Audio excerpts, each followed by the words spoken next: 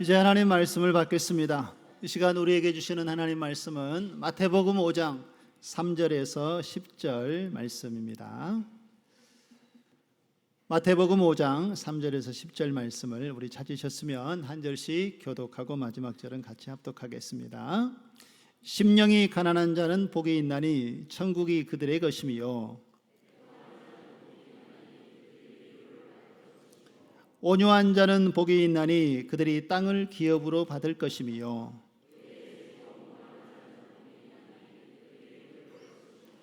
긍휼히 여기는 자는 복이 있나니 그들이 긍휼히 여김을 받을 것이며,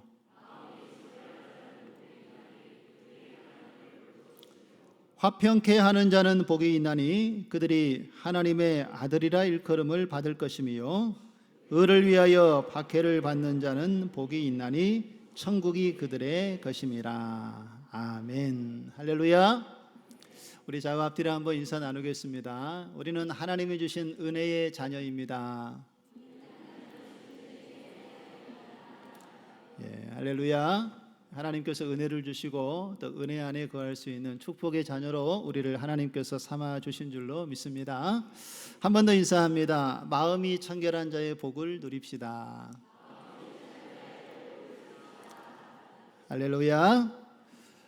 우리는 예수님께서 산상수훈 가운데 말씀하신 팔복에 대해서 매주일 함께 그 은혜를 나누고 있습니다. 오늘은 여섯 번째 복에 대한 말씀입니다. 여섯 번째 복은 우리 마태복음 5장 8절의 말씀인데요. 우리 말씀을 한번 보시면은 마음이 청결한 자는 복이 있나니 그들이 무엇을 볼 것이며 하나님을 볼 것이며 라고 말씀을 하고 있습니다. 오늘 복의 결론은 하나님을 보게 된다는 놀라운 하나님의 약속이 주어져 있습니다.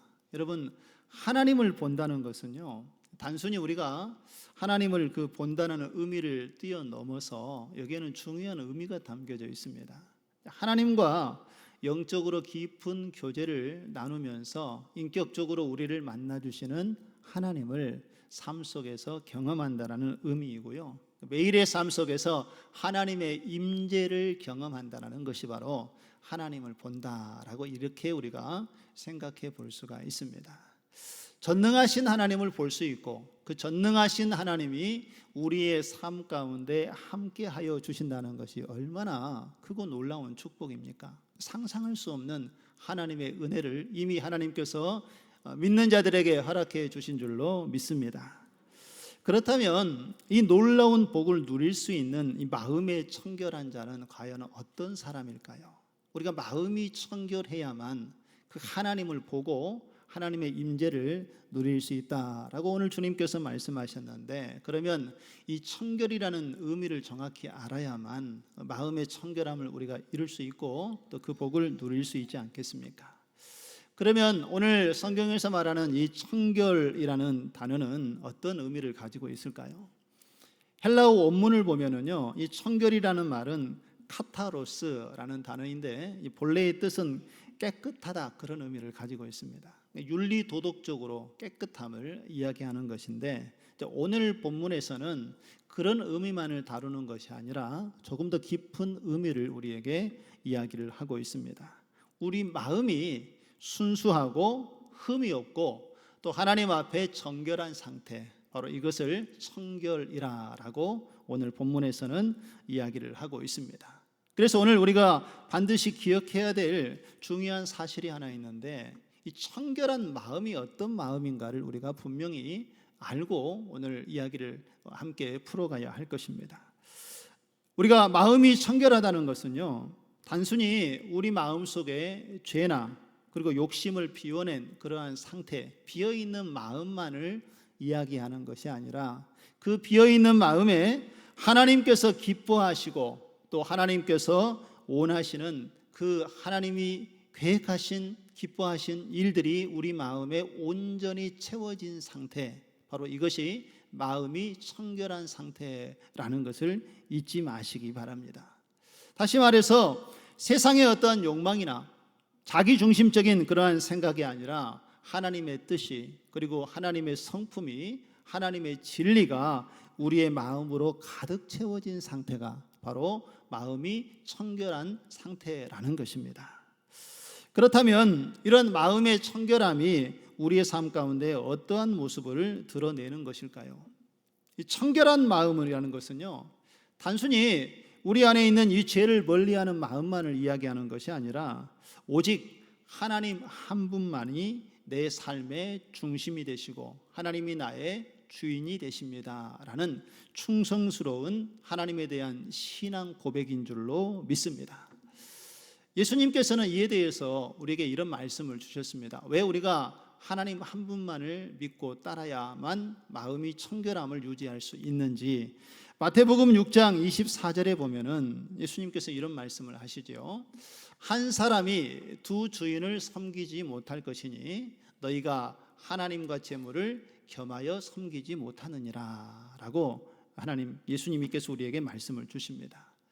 하나님과 세상, 하나님과 돈, 그리고 하나님과 내 욕망 사이에 혹시 우리가 이 양다리를 걸치고 이중적인 마음을 갖고 있지는 않습니까? 하나님이면 하나님, 아니면 세상이면 세상, 이렇게 우리가 딱 구별되어져 있는 것이 아니라 하나님을 믿기는 믿는데 또 세상에 우리의 발을 걸쳐두고 여기도 가고 저기도 가는 그러한 이중적인 마음이 있다라면 이러한 마음은 결코 청결한 마음이 될 수 없다라는 것입니다. 이것을 대표적으로 보여주고 있는 모습이 바로 구약시대의 이스라엘 백성들의 모습입니다. 이스라엘 백성들이 하나님께서 주시는 그 약속의 말씀 십계명을 받고 그들이 다른 민족의 선택을 먼저 받아 선민으로서 축복의 통로로 하나님 앞에 쓰임받기 위하여 택함을 입었음에도 불구하고 그들이 하나님의 말씀은 알고는 있지만 그 하나님의 말씀을 마음의 뜻대로 새기지 못하고 오히려 그 마음속에는 우상이 가득하고 하나님 없는 삶을 살아가고 있는 바로 이스라엘의 모습이 바로 오늘 예수님께서 말씀하시는 이 청결함이 없는 자들의 삶의 모습이라는 것입니다. 우리가 분명히 기억해야 될 것은요, 이 마음이 청결하다라는 것은 하나님을 나의 주인으로 모시고 하나님의 말씀대로 하나님의 뜻대로 살아가겠습니다 라는 전적인 헌신과 결단이라는 것을 잊지 마시기 바랍니다. 자, 그렇다면 왜 예수님께서는 이 마음을 그렇게 강조하여 우리에게 이야기를 하고 계시는 걸까요? 그 이유는 분명합니다. 우리의 행동이 무엇에부터 시작을 하기 때문에 그렇습니까? 이 마음에서부터 시작을 하기 때문에 그렇지요. 모든 것은 마음먹기에 달렸다라는 이런 말이 있는 것처럼 우리가 죄를 지을지 선한 일을 할지도 우리의 마음먹기에 달려 있다라는 것입니다. 그래서 오늘 성경은 우리에게 이런 갈등 속에서 하나님의 길을 선택하든지 아니면 자기의 생각을 선택하든지 그 결정을 따라가는 일로 인하여서 나타나는 현상을 많은 사람들을 통해서 이야기를 하고 있는데 그 대표적인 한 사람을 살펴보면 우리가 가인을 살펴볼 수가 있습니다. 가인과 아벨이 하나님께 첫 예배를 드리지 않습니까? 그런데 그 첫 예배 후에 가인이 그의 동생 아벨을 죽이는 사건이 일어납니다. 살인 사건이 일어난 거죠. 가인이 아벨을 죽인 이유는 무엇이었겠습니까? 가인과 아벨이 하나님께 예배를 드렸지요. 그런데 하나님께서 아벨과 그의 제물은 받으시고 가인과 그의 제물은 받지 않으셨습니다. 이것 때문에 가인이 아벨을 죽였을까요? 그렇지 않습니다.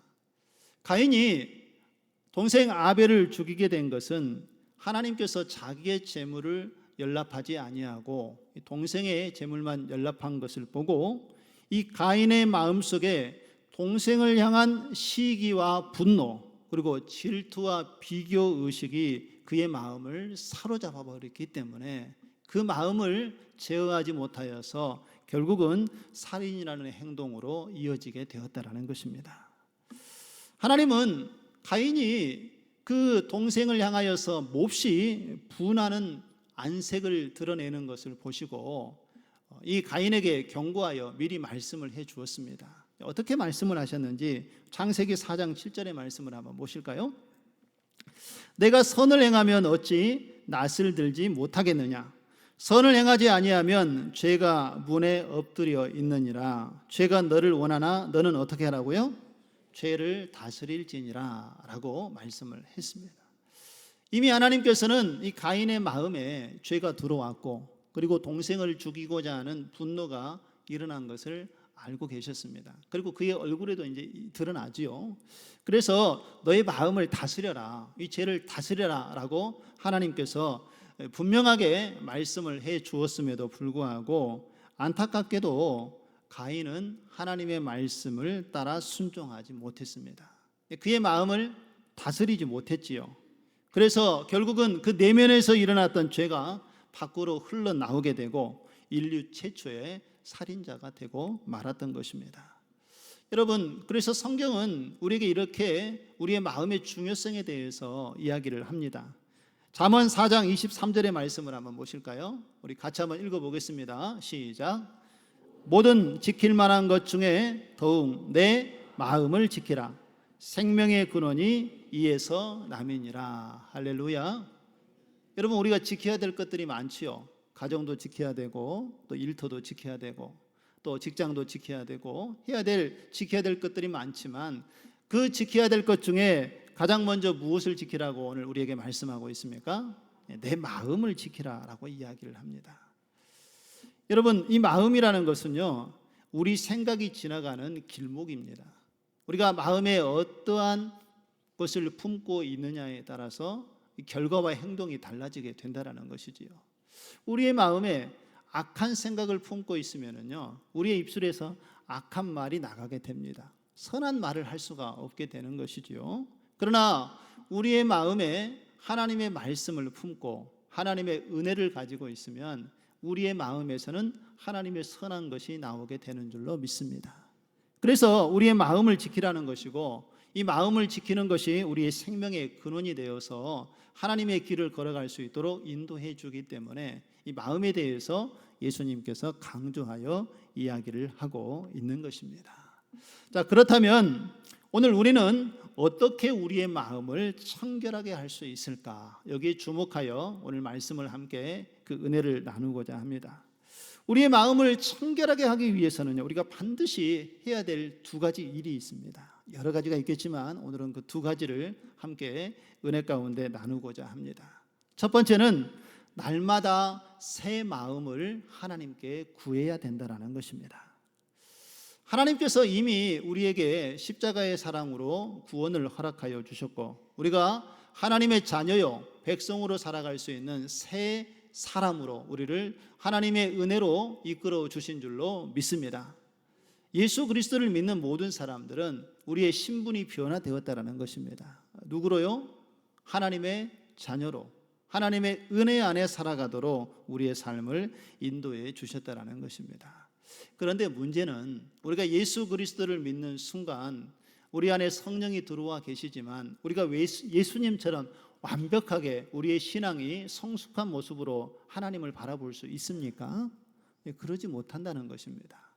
구원받은 하나님의 자녀가 되었고 하나님의 백성은 되었지만 여전히 우리 안에서 우리의 마음을 흔들어 놓고 유혹하는 이 죄의 본성과 계속해서 영적 싸움을 해야 하는 위치에 우리가 놓여 있다라는 것입니다.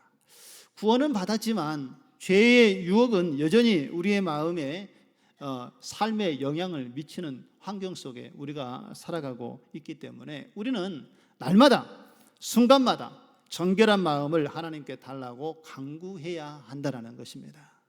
하나님께서 우리를 도와주시고 우리의 삶을 붙잡아 주셔야 우리는 이 죄의 유혹에서 벗어나서 하나님의 은혜의 자녀의 백성으로 살아가게 되는 줄 믿습니다. 여러분, 찬송가 436장에 보면은 나 이제 주님의 새 생명 얻은 몸 옛 것은 지나고 새 사람이 되었네 라고 이렇게 고백을 하지요. 그리고 후렴에도 보면은 영생을 누리며 주 안에 살리라 오늘도 내일도 주 함께 살리라. 할렐루야. 무엇을 고백하고 있습니까? 하나님께서 부어주시는 새 사람의 은혜를 입었지만 그 은혜만 가지고는 우리가 계속해서 하나님께서 주시는 것을 누리며 살 수 없다라는 것을 고백하고 있지 않습니까? 그리고 매일의 삶 속에서 하나님 안에 살겠습니다. 오늘도 내일도 주를 바라보고 주의 은혜로 살도록 하나님이 우리와 함께해 주옵소서라고 이렇게 하나님의 약속의 말씀을 붙잡고 새 마음을 구할 때에 우리는 그 하나님의 은혜 안에서 살아가게 된다는 것을 잊지 마시기 바랍니다. 여러분, 사무엘상 10장에 보면은요, 사무엘이 하나님의 명령을 받고 사울을 기름 부어 이스라엘의 초대 왕으로 세웁니다. 이스라엘 백성들이 왕을 달라고 요청하자 하나님께서 이 일을 실행하시는 장면인데요, 하나님께서 기름 부어 사울에게, 하나님께서 사무엘을 통하여 그를 왕으로 세울 때에 그에게 주었던 마음이 있습니다. 어떤 마음인가 하면 우리 사무엘상 10장 9절의 말씀을 한번 보실까요? 그가, 여기서 그는 사울이겠죠, 사무엘에게서 떠나려고 몸을 돌이킬 때에 하나님이 어떤 마음을 주셨습니까? 새 마음을 주셨다라고 말씀을 하고 있습니다. 이제 그가 하나님의 부르심을 입은 종이 되어서 이스라엘 백성들을 하나님의 말씀대로 다스리고 통치하는 리더로 세움을 입게 되었다는 것을 말씀을 하는 것이지요. 그런데 여러분, 사울의 모습이 어땠습니까? 그가 처음으로 왕으로 부름을 받았을 때에는 매우 겸손한 사람이었습니다. 나 같은 사람이 어떻게 왕으로서의 역할을 감당할 수 있겠습니까? 하면서 겸손한 모습을 보였고, 그의 통치 초기에는 하나님을 신실하게 의지하고 섬겼던 모습을 보였지요.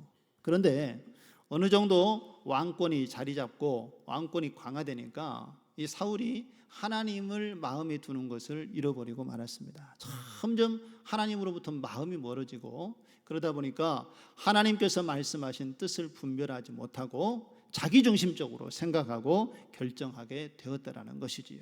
교만이 그의 삶 속에서 나타나게 되었고, 결국은 하나님이 주시는 명령을 어기고 하나님께 버림받는 비극의 주인공이 되고 말았습니다. 무엇을 잃어버렸기 때문입니까? 마음의 중심을 잃어버렸기 때문에 그렇습니다. 하나님께서 주신 이 은혜는요, 한 번의 은혜로 우리가 구원을 받는 것이지만 그 하나님의 은혜를 유지하기 위해서는 매일 하나님의 은혜를 구해야 한다는 것입니다. 성령께서 마음을 주장하시고 인도하도록 하나님의 은혜를 구할 때에 우리는 그 하나님이 주시는 힘으로 이 세상을 넉넉히 이기며 하나님의 자녀요 백성으로 살아가게 될 줄로 믿습니다. 그래야만 죄의 유혹에 넘어지지 아니하고 자신을 돌아보고 하나님의 뜻대로 그 길을 걸어가게 될 줄로 믿습니다. 여러분, 우리가 잘 알고 있는 다윗의 모습을 보면 우리가 왜 하나님을 바라보고 하나님의 은혜를 구해야 하는지 잘 알 수가 있습니다. 시편 51편의 말씀에 보면 다윗이 하나님 앞에서 눈물로 회개하고 고백하는 그의 신앙의 고백이 등장을 하는데요, 우리 시편 51편 10절의 말씀을 한번 보실까요? 우리 같이 한번 읽어보겠습니다. 하나님이여, 내 속에 정한 마음을 창조하시고 내 안에 정직한 영을 새롭게 하소서. 할렐루야. 여러분, 다윗이 하나님이 주시는 은혜를 힘입고 얼마나 그 하나님을 사랑했던 사람입니까? 전심으로 하나님의 말씀을 붙잡고 하나님의 뜻을 이루기를 소망했던 다윗이었지만 그도 한순간에 실수로 죄에 넘어지고 말았던 것을 보게 되지요. 하나님께서 나단 선지자를 보내서 그의 죄를 책망하실 때 그제서야 자신이 어떠한 죄를 지었는지 깨닫게 됩니다. 그리고 하나님께 철저히 회개하면서 드렸던 고백이 바로 시편 51편 10절의 고백입니다. 시편 51편 10절을 여러분 세번역 성경으로 다시 한번 번역해서 보면은요, 이렇게 다윗이 고백을 하고 있습니다. 아, 하나님, 내 속에 깨끗한 마음을 창조하여 주시고 내 속을 견고한 심령으로 새롭게 하여 주옵소서 라고 이렇게 고백을 하고 있습니다. 무엇을 우리에게 말씀하고 있습니까? 다윗은 그가 죄 가운데 넘어지고 보니까 하나님이 주시는 새로운 마음, 그 은혜가 없이는 한순간도 하나님 앞에 설 수 없다라는 것을 깨닫게 되었다라는 것입니다. 그래서 하나님께 간구하며 기도하는 것은 하나님, 내 속에 깨끗한 마음을 창조하여 주시고 내 속을 견고한 심령으로 새롭게 하여 주옵소서라고 이렇게 기도할 수밖에 없었다라는 것이지요. 사랑하는 성도 여러분, 오늘 이 시대를 살아가는 우리들도 연약한 모습을 가지고 있지만 다윗처럼 하나님을 바라보고 하나님의 뜻을 구하는 우리의 모습 되어지기를 간절히 소망합니다. 사랑하는 주님, 더러워진 내 속에 깨끗한 마음을 창조하시고 내 속을 견고한 심령으로 새롭게 하여 주옵소서라고 우리도 간구하며 기도하는 가운데에 우리의 마음을 늘 새롭게 하시고 인도하시는 하나님의 길을, 하나님의 약속의 말씀을 붙잡고 나아가는 사랑하는 우리 모든 성도님들 다 되시기를 주님의 이름으로 축원드립니다. 두 번째로, 우리의 마음이 청결해지기 위해서는 날마다 십자가 앞에 서야 하는 것입니다.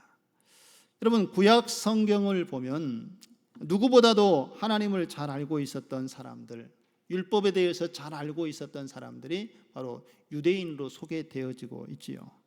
그런데 여러분, 신약에 하나님께서 약속하신 메시아이신 예수 그리스도를 보내주었음에도 불구하고 유대인들이 자신 앞에 서 있는 예수님을 메시아로 알아보았습니까? 알아보지 못했습니까? 알아보지 못했습니다. 알아보지 못할 뿐만 아니라 오히려 그 예수님을 배척하고 예수님을 십자가에 못 박혀 죽게 했습니다.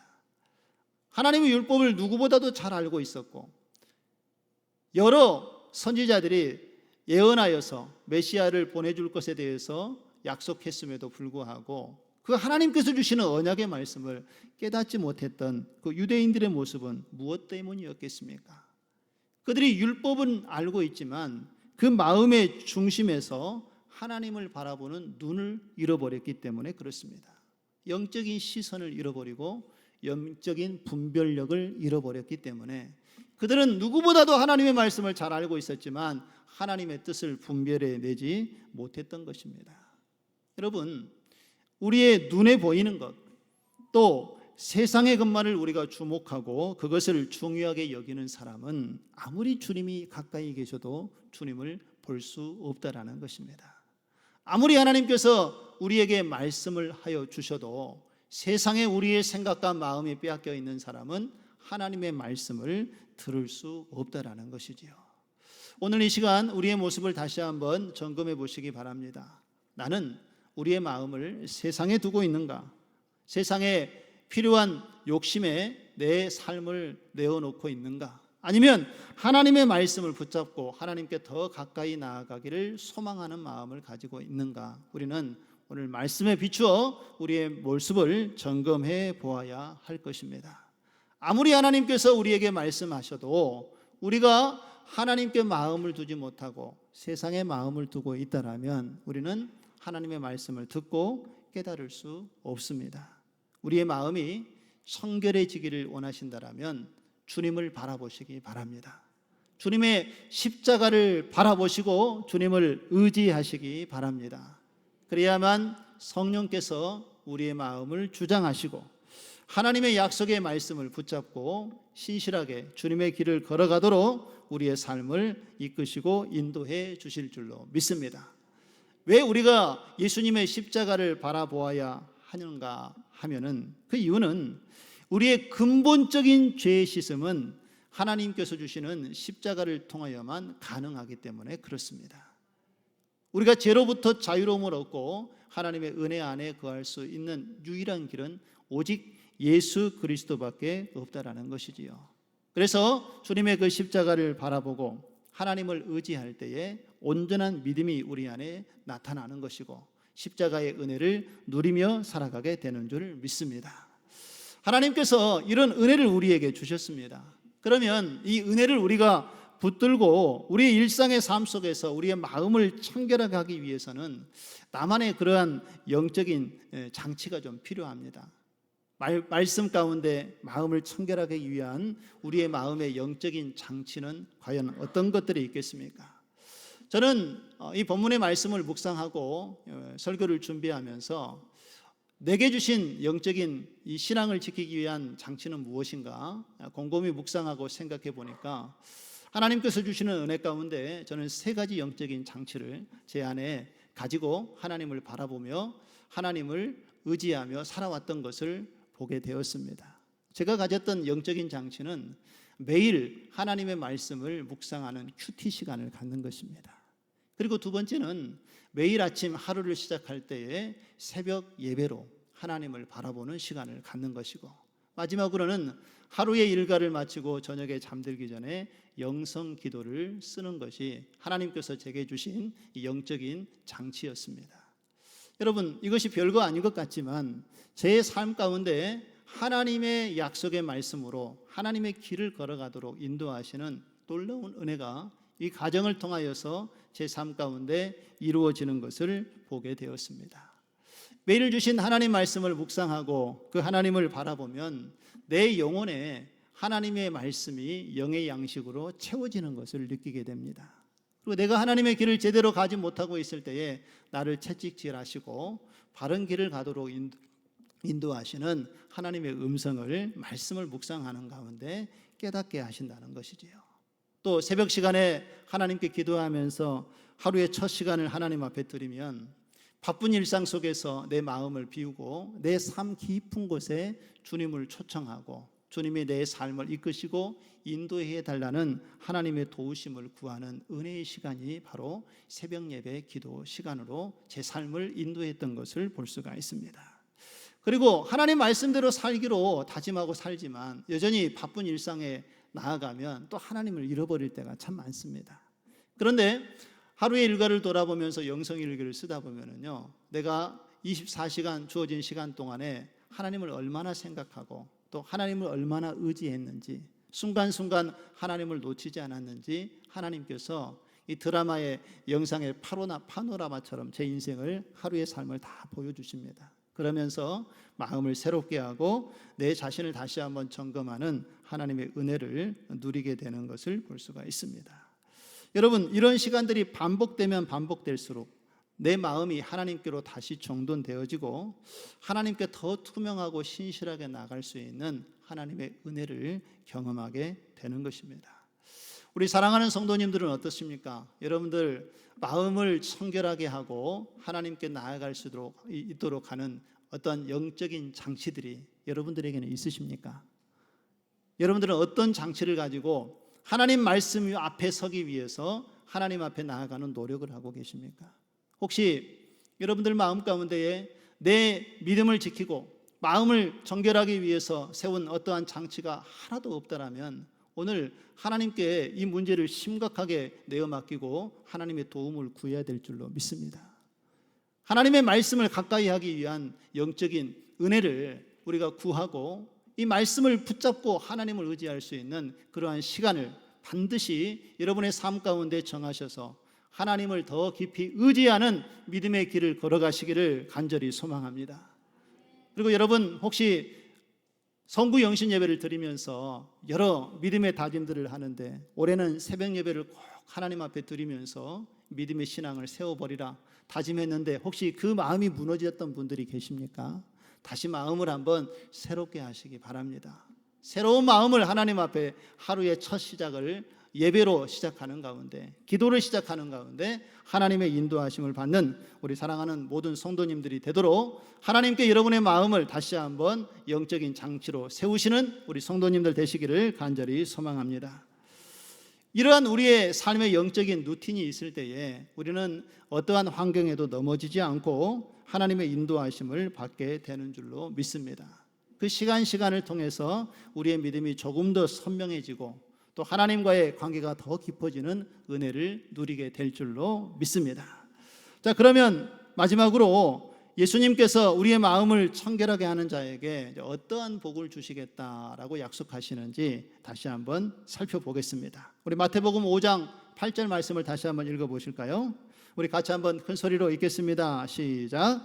마음이 청결한 자는 복이 있나니 그들이 하나님을 볼 것임이요. 할렐루야. 예수님께서 분명히 약속하신 말씀은 우리에게 마음이 청결한 자가 하나님을 보게 될 것이다 라고 약속하고 있는 것입니다. 하나님을 본다라는 것은요, 여러분, 하나님께서 우리에게 주시는 궁극적인 은혜입니다.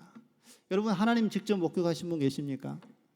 그러나 누구나 마지막 때가 되면 하나님 나라에서 우리의 삶을 지금까지 인도해 오신 하나님을 직접 보게 될 줄로 믿습니다. 이것이 하나님께서 우리에게 주시는 궁극적인 은혜이고 축복입니다. 그러나 하나님께서는 그 은혜를 우리가 하나님의 마지막 때에만 허락한 것이 아니라 이미 지금 우리에게 약속의 축복을 주신 줄로 믿습니다. 예수 그리스도를 믿는 사람들이 바로 이 시대에 하나님의 약속의 말씀을 붙잡고 그 하나님의 은혜의 풍성함을 누리도록 우리의 삶 가운데 함께 계신 줄로 믿습니다. 우리가 말씀을 붙잡고 하나님의 뜻대로 살기로 씨름하고 기도할 때에 하나님께서 우리의 삶 가운데 다가오신다는 것입니다. 그리고 간절한 기도를 들으시고 응답하시는 하나님으로 우리의 삶을 이끌어 주시는 줄로 믿습니다. 때로는 우리가 인생을 살아가다 보면은요, 얼마나 큰 파도가 우리에게 밀려오는지 그것을 감당하기 어려울 때가 있지 않습니까? 어떻게 해야 되나? 이 상황을 어떻게 풀어가야 하나? 그러한 염려스러운 일들이 우리 안에 일어날 때에 여러분, 그 우리의 삶의 파도와 고난 속에서 우리를 지켜보고 계시는 하나님이 보인다면 우리는 그 상황 속에서도 주저하지 않고 하나님의 말씀을 붙잡고 일어서게 되는 줄 믿습니다. 우리가 걸어가는 이 길 속에 정말 예기치 않은 일들이 얼마나 많이 일어나고 있습니까?